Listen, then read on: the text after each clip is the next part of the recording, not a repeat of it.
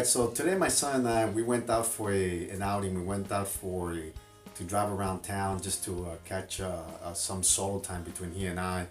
And as I was driving around, I remembered that as a child, as a young boy, when I was about 9, 10 years old, my dad would take me to a local museum in Hackensack, New Jersey, called the USS Ling.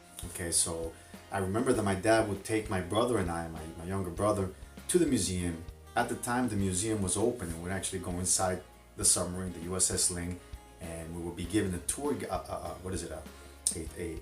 tour of the interior of the entire submarine. So I remember being fascinated, and I was actually very happy and excited to go into a warship that actually served during the Second World War. Okay, so I figured as I drove today with my son, I wanted to give him this same experience. Unfortunately, though, I did not know that the submarine, the museum, was actually closed, or has been closed since Hurricane Sandy struck the Northeast. Okay, unfortunately, because of the high tide that the storm created, the submarine shifted.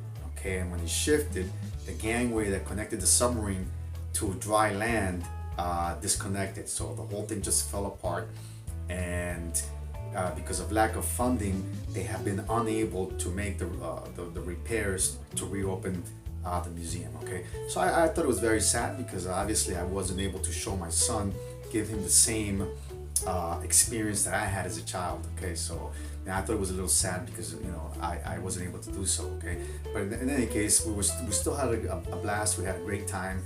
We still checked out the submarine from afar, and he had a good time.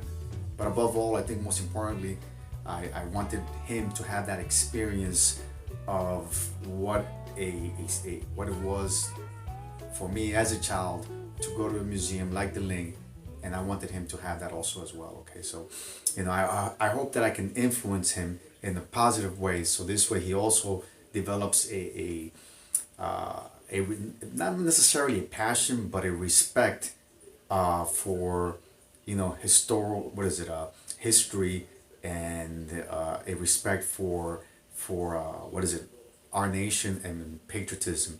Okay, so that's something that is very important for me anyway.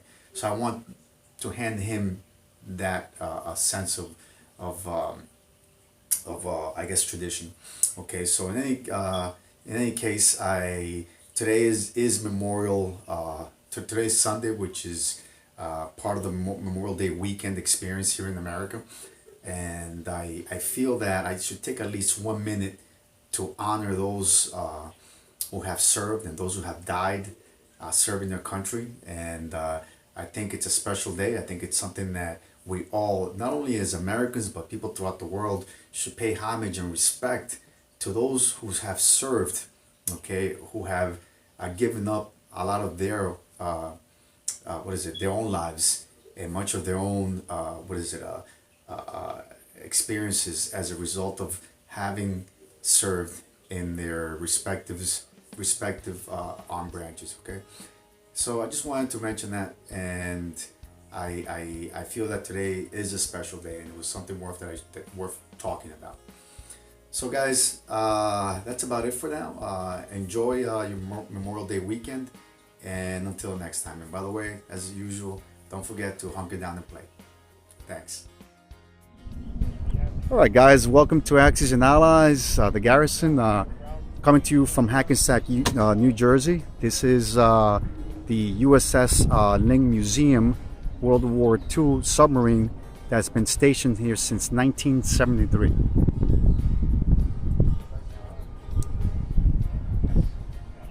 Okay, the Ling served in the U.S. Navy during the latter stages of the Second World War, and saw deployment or missions into the Atlantic and to the Pacific.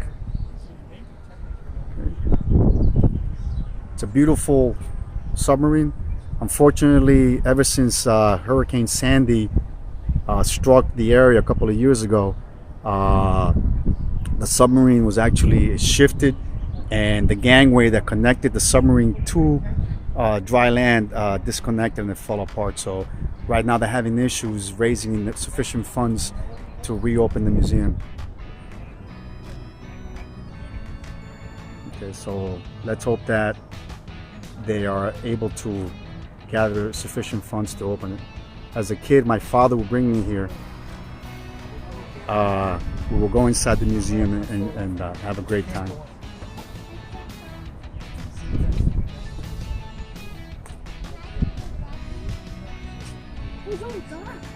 Yeah, Baba.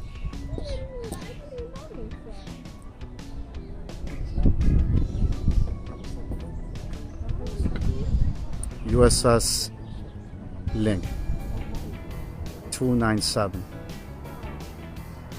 Bobby, come closer, Bobby. Get closer, please. Thank you. I've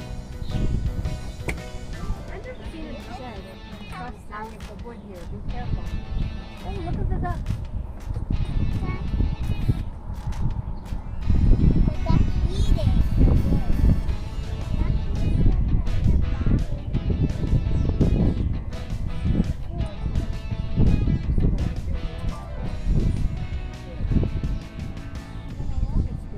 All right, guys. They take down the airplanes. Yes, those are called anti-aircraft guns. Anti-aircraft guns. And they have two, actually. One in the back and one in the front. We also have an artillery over there. Let me zoom in. Yeah, my dad's coming up close to that. I'll give him the camera in a second. And guys, look at this beautiful, guys.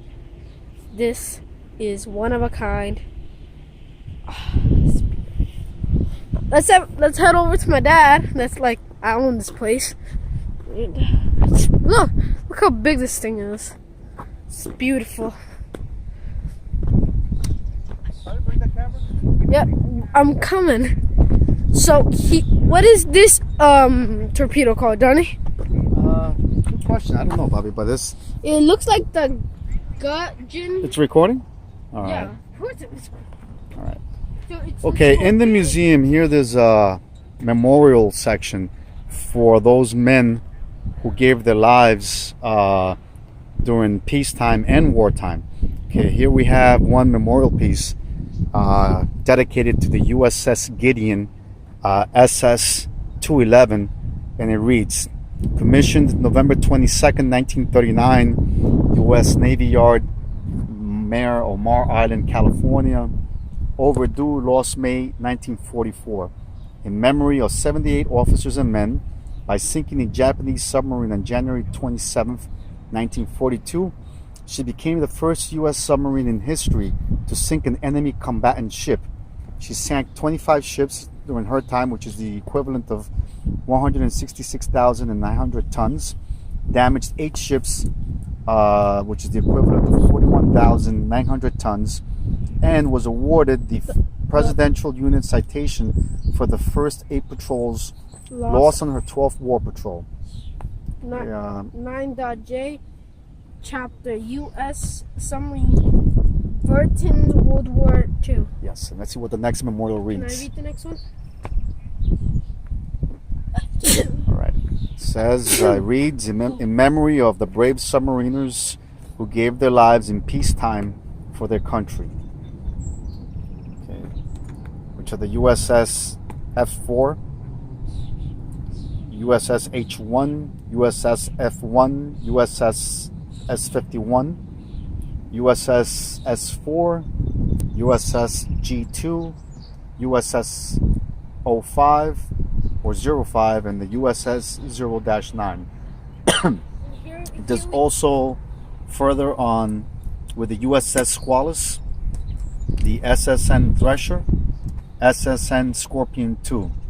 These were all submarines that were lost, during peacetime. Okay, let's see what this one's about. That are still on patrol. U.S. Navy submarines paid heavily for their success in World War II. A total of 374 officers and 3,131 men are aboard these 52 U.S. submarines still on patrol. We shall never forget that it was our submarines that held the lines against the enemy, while our fleet replaced losses and repaired wounds. I can assure you that they went down fighting, that their brothers who survived them took a grim toll of our savage enemy to avenge their deaths.